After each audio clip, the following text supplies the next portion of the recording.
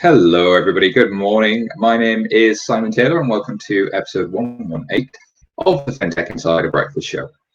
In this show, we bring you the best and the brightest from around the world of fintech and banking every single weekday, straight to your homes at 8:30 British Summer Time here live on LinkedIn. Today, we're joined by the one and only Kat Mann, who's savings and investment specialist at Nutmeg. Today, we're going to talk about female investors and why we are still seeing more men and women getting into investments. But before we get into all that, Kat, how's it going? Hi, Simon. I'm very good, thank you. How are you? Really, really well, thanks. Yeah, I don't know why, but I kind of like this September vibe of like it's not too sunny and oppressive. It's the kind of weather you can go for a walk in. We were talking about before we got started. Yeah, absolutely. I love a walk before the start of the day. It engages my brain. It gets me woken up. I can't be one of those people that just wakes up and starts working. And it's nice not to come back hot and sweaty. It's refreshing. Absolutely. Absolutely, indeed. And of course, talking of getting brains engaged, if you are watching along, do remember to pop your questions in the comments bar for Kat. We'll be answering them live for you. So, Kat, let's start with you. What did you do before you ended up at Nutmeg? What's your career history look a little bit like? Yeah, so I have always been in a financial services sort of role. I started just over a decade ago working at AXA. They had a wealth business that was based, head offices down in Basingstoke in Hampshire. And that was sort of really where I learnt the ropes. I was really lucky to work with a lot of people who really took the time to engage you. And, it wasn't just a case of learning how to do comms. It was also learning about investing, learning about pensions, savings, what are the sort of pros and cons. And then from there, I went on to work for Which, the UK consumer champion, looking after all of their sort of money side of things from a press perspective, which was hugely varied. So I really loved my role there. You deal with everything from high street bank closures to investment managers that are sort of hiding sneaky fees to doing this complaint on bank transfer fraud. So really kind of getting into all of the things, like a really holistic look at everyone's money, everything from your day to day to sort of longer term. And I guess for me, Nutmeg seemed like the next natural step. I got to take all of the slightly geeky love of pensions that I have and a geeky love of investments, and then also the consumer side of things, and do it all in one role in one place. Putting it all together, yeah, which is a really interesting company because it's part sort of detectives of things you should know and part really clear explanations of what's been found. So interesting background. So for the uninitiated, remind everybody who Nutmeg is. Yeah, so Nutmeg is a digital wealth manager, or you'll probably sort of see us referred to as a robo-advisor, which might just feel like I've added some more jargon to an industry that's already full of it. What we do is offer you an investment management and a wealth management service, but we deliver it to you digitally. So it's through an iOS and an Android app and also online. There are people, so if you hear the words robo-advisor and think, oh, brilliant, the sort of robots are taking over, there is a lot of technology there, but there is also a team of 150 people, usually based in an office in Vauxhall, but currently dispersed around the country, working remotely. A good mix of humans and robots is always worthwhile. I think the term robo-advisor is so confusing because advice is a regulated activity and the robots are usually not the ones giving it. And actually, a digital wealth manager is doing something quite different. I'm interested in some investment trends. What are some of the trends you've seen emerge, especially during this kind of lockdown and pandemic period? Are people saving more? The demographics shifted? What are you seeing? Yeah, so I think if we look kind of broadly at where we've been where we are so far in 2020, we've really seen three trends emerge. One is, and I'm really pleased about it, we've seen more women who have started investing this year, proportionally to where we will have seen them before. We're also seeing more people who are picking a socially responsible investment. We don't, there's a lot of different factors that have been driving that. And anecdotally, there's some really interesting things there that we think we will continue to see that trend in the future. And then we've also seen more people who are investing for their children or the children in their lives, be it nieces, nephews, grandchildren, godchildren, that sort of thing. But yes, I mean, I'm sure you possibly will have seen some of the research that's been out over the summer in terms of the kind of accidental savers of lockdown, which I love the idea that you've accidentally Whoops. saved. Yeah, whoops, I've just saved some cash.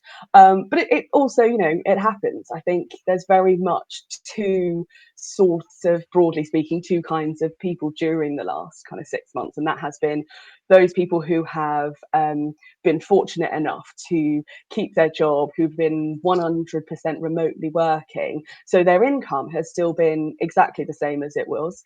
I'm very fortunate to be one of those people. I also got a refund on an annual season ticket, which was a nice little boost to my savings account.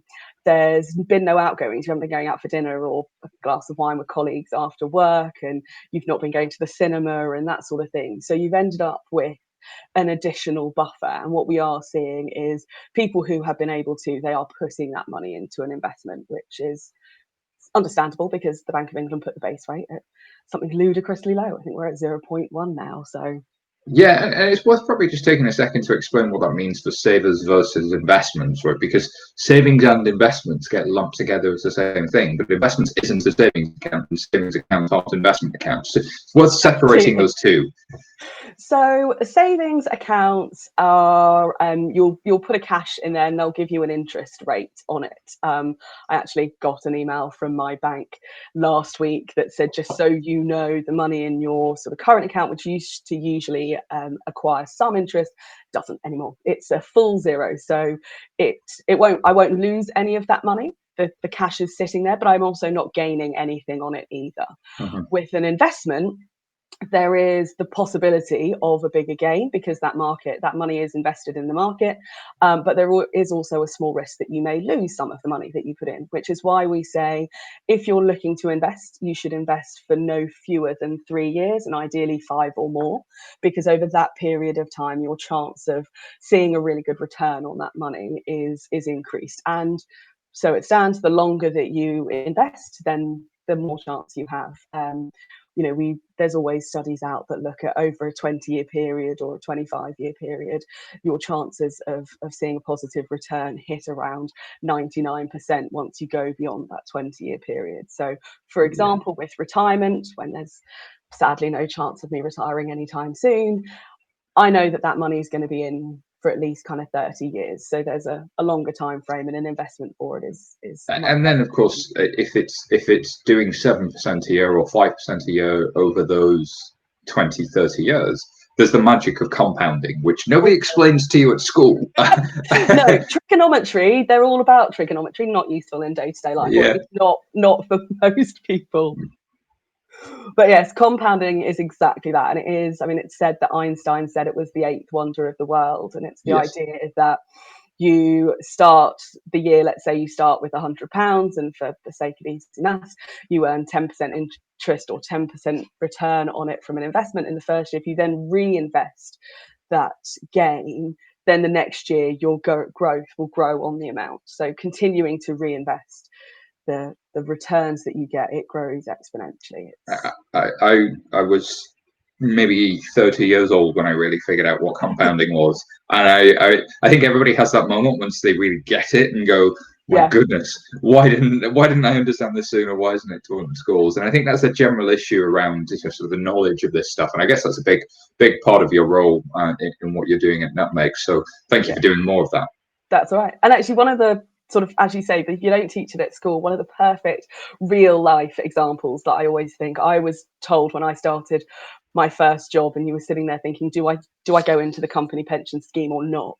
The guy who was our head of pensions at AXA, Mike Morrison, said, Kat, if you save from basically 20 to 30, you can, and then just stop, the compounding growth on that by the time you retire is better than saving the same amount of money from 30 to, for the next 40 years, for 30 to 70. And I was like, oh, yeah. So yes, definitely into the pension. Get started early, 100%. Alrighty, I can see already some questions coming in, so we'll get to those in just a second. And audience, do remember to ask your questions. But we want to talk to you, Kat, about the female investors and the state of gender balance in investing specifically.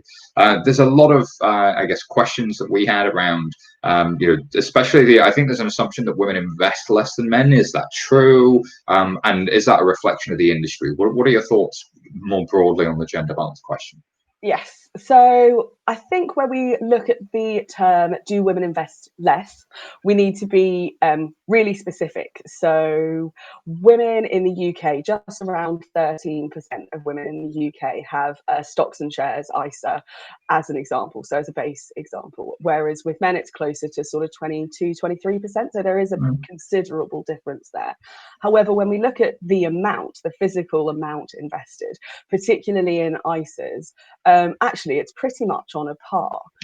Sort of once you've started, for those women who are investing, they are investing in a monetary term about on a parity with men, particularly from an ISA. There are differences when you look at pensions, and there are a lot of reasons why the sort of pension landscape is very different. Part of it, or a lot of it, comes down to job differences and salary differences, women taking career breaks, that sort of thing, which is why there is, and you will often read about the sort of pension investment gap, which, as a personal thing, I'm very passionate about a pension. I could bore anyone about a pension.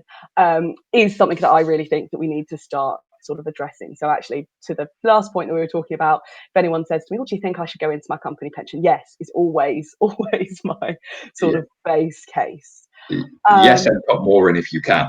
Yes, absolutely. So I think there's the sort of the crux in terms of, once women are investing, from a monetary perspective, they're putting in around the same amount, so they're still getting that kind of benefit. And actually, we also know women tend to be better investors than men. So it's almost a case of, we just need to get you started, and then you're away, you're off. It's just getting that tick going, and I guess there was a good Warwick Business School study that I've got in my show notes here of 2,800 men and women in Barclays Smart Investor, and tracking their performance over 3 years. Not only did the women in the survey outperform the FTSE 100, they outperformed their male counterparts. Yeah. So there's, I think, some myths we can dispel on quality of investing. But you sort of said getting started is the key. How do we help women get started? What role can the companies that are out here play? So I would love to say that this is something we could fix overnight. I'd also love to say I know exactly the solution. I think if I did, we would be doing it already. And I think that's kind of true of anyone. Although I do think there are definite steps we can take. For example, in the UK, only 4% of investment managers are women. I think you're statistically more likely to be an investment manager called Dave than you are to be female. So I think we need to start changing the perception of why the industry is not very, it's not viewed as being particularly female friendly. I also think those of us that do invest and who are there, need to talk a little bit more about it. I mean, talking about your finances and a money situation is still one of the last great taboos here. I mean, if you've got anyone who's got American friends or colleagues in particular, will know that Americans talk about their 401ks and their investments much more naturally, in the same way that, we would probably talk about what we did on the weekend. And I think whilst we don't talk about it, then we don't sort of realize it's actually something that lots of people are doing. I also think, and I'm sure that there would be psychologists and people much more qualified than I to say this, that for a very long time, traditionally, and this is shifting, the investment industry was very, very male heavy, and it was essentially a lot of men talking to men about how men invest. And we do know that women and men do approach investing slightly differently. Women are statistically a lot more likely to set a specific goal, and at Nutmeg we know that. So we when you sign up, you get an option to either sort of click just invest, or you can put a specific goal and you can name your pot very, very sort of, you could call it whatever you like. And we know that from looking at that data, our female investors are more likely to give their pot a specific name. They're very goal driven, they're very goal oriented. And I think that is also why they then make sort of better long-term investors, because they stay very focused on that goal. So I do think there is a little element of shifting the conversation around the mechanics and more about what your investments can help you achieve. And as I've already said, I love a pension. They're brilliant. I could, wax lyrical about the benefits of them. They're not exciting. I've worked in this industry for over a decade. There is nothing exciting about a Well, pension. and because the best pension is one that you leave alone and Absolutely. just keep happily putting money into. Absolutely. And then the thing that's exciting about it is what it allows you to do at the end. Mm-hmm. That's what we should talk about. We should talk about whether or not, I think traditionally they've always sort of talked about, do you want that sort of champagne and caviar type retirement, or do you want the pot noodles or the dog food type retirement? And if you start talking more about what your investments and your money allow you to do, then I think just for me, it makes it more interesting. And I think that's where the conversation needs to start going. For finances and for physical health and mental health, all three are needed, I think, for a healthy, happy retirement. And I think that's a great Absolutely. conversation to have.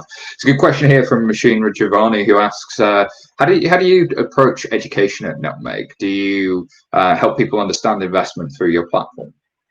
Yes. So when we have new customers who sign up, there is kind of two options. So you can let us know what's your investment experience and also kind of what level of information do you want to hear from us. So are you, and we do have some customers who are like this, are you essentially an investment manager yourself? Are you always forever looking at the markets, you know what you're doing and you just kind of want to go with it? Or are you a complete first timer and really want to understand exactly what it is? So that gives us a really good base level, and then we can start to tailor the communications that we send. So do you want to know more around, should you be thinking about a pension, or how much should you be putting into your pension? There's calculators and there's tools to help with that. We also have regular commentary and updates from our investment team, but also from other people around business. So, our financial advice team might talk about particular goals or things that you need to think about from a tax perspective. We can also track, and this is actually where some of the more algorithm and the digital side of the robo advice piece comes in, is we can see if you're logging into your app more frequently than you would usually, or we can see, is that a case of, oh, you're nearing your goal, so we might want to serve you up some content that looks at that. We can either do it through like an in-app intercept, or we can make sure that in the next kind of marketing emails you get from us. Or it might be, is it a case of, oh, the markets are a little bit more volatile. Are you thinking about, oh, should I tinker with my investments? And then we can serve up content again. You're being proactive when the market goes down and people are worrying, and actually that's the absolute time to not pull your money out, to leave it there, because if you're thinking of a 20-year time horizon, coming in and out of the stock market is probably going to incur you fees. It's going to leave you worse than you were if you'd have just left it, all of that sort of stuff. Absolutely. We also actually, on that exact point, we some of our data science guys and one of our guys in the investment team created a game which is on exactly that. It's, could you time the market and beat the market? So if you get to 11 o'clock on Monday morning and you've bored of whatever your Monday had in store, I'd really recommend you go and check it out, because so many people think, and again, they can time the market and sort of generate a better return, and actually it's a lot harder than you might think. Yeah, I think especially the recent pandemic, there was quite a few sort of have-a-go heroes on the stock trading apps that have done quite well out of the market being at a historic low and buying in a phenomenal dip. And actually, that sort of one-off performance can also trick people into thinking that, oh, well, I must be a stock genius. And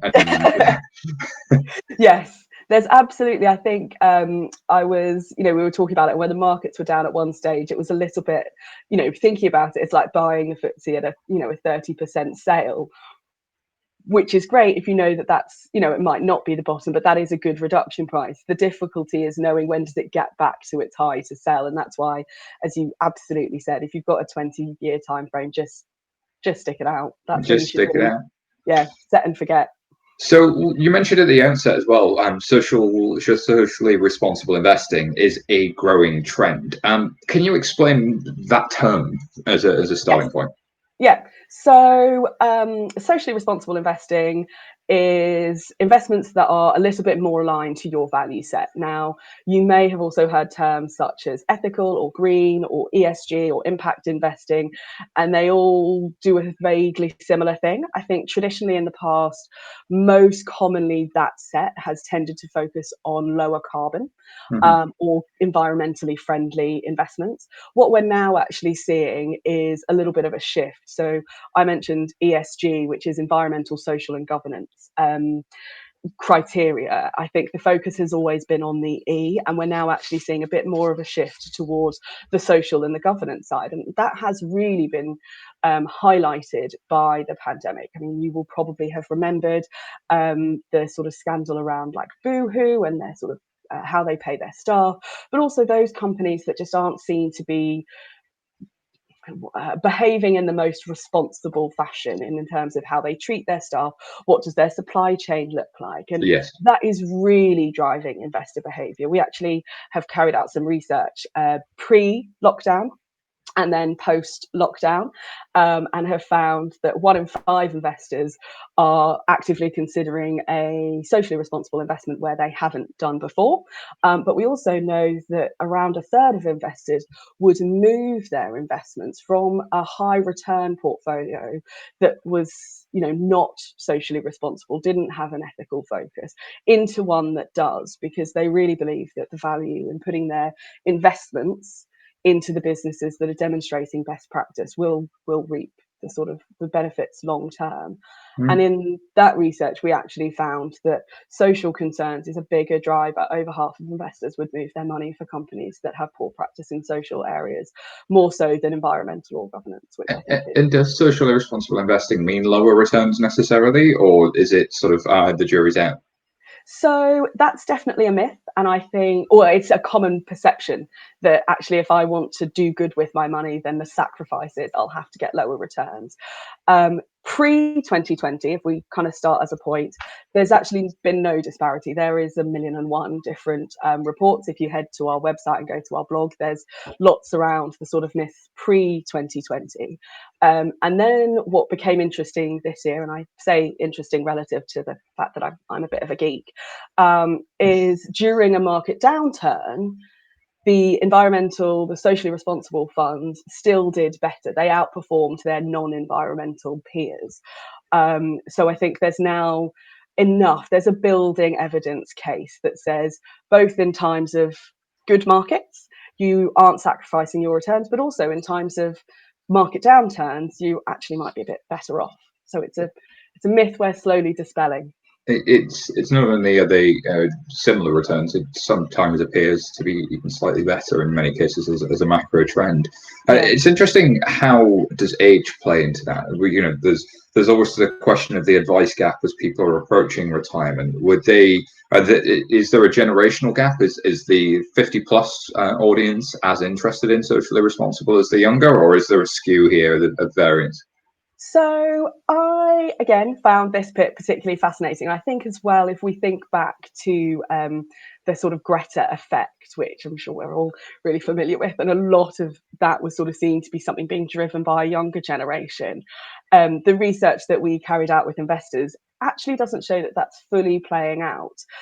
Those who are 35 to sort of 54, so we looked at those approaching retirement but not yet taking a pension, 60% of them are sort of more likely to change investments to choose a socially responsible option, which is actually 10% higher than the 18 to 34 age group. So I think there's a little bit of a case of there's that feeling, and I think anecdotally we all have that perception of what are we leaving, what's the legacy that we're leaving for the generation that comes after us, which I think we can all sort of move on board with.